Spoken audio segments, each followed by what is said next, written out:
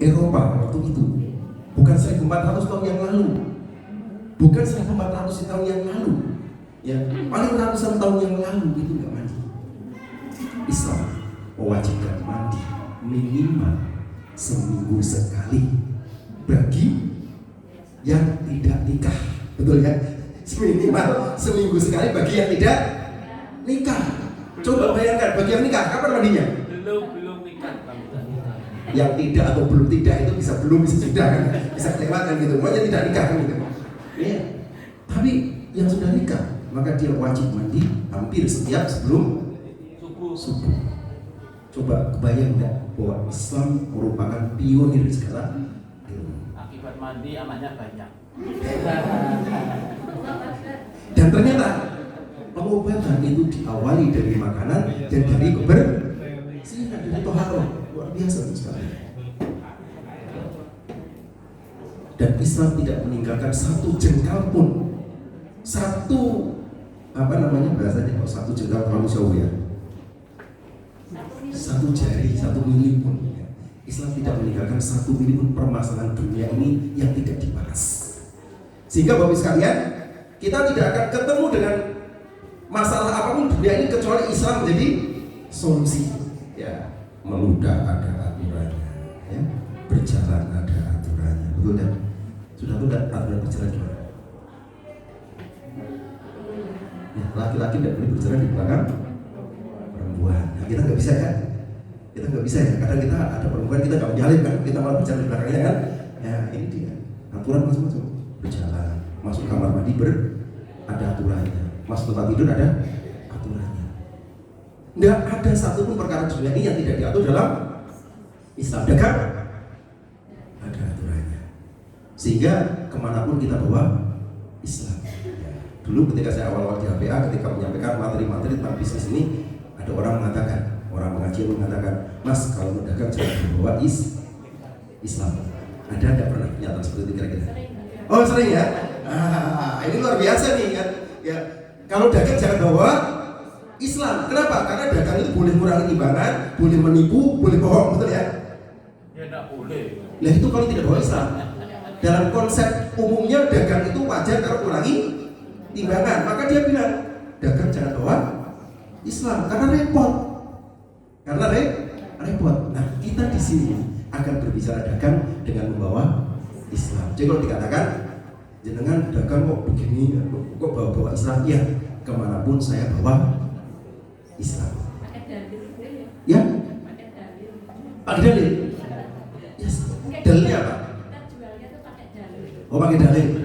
Ya jual. Contohnya. Contohnya jualan herba dan Ya.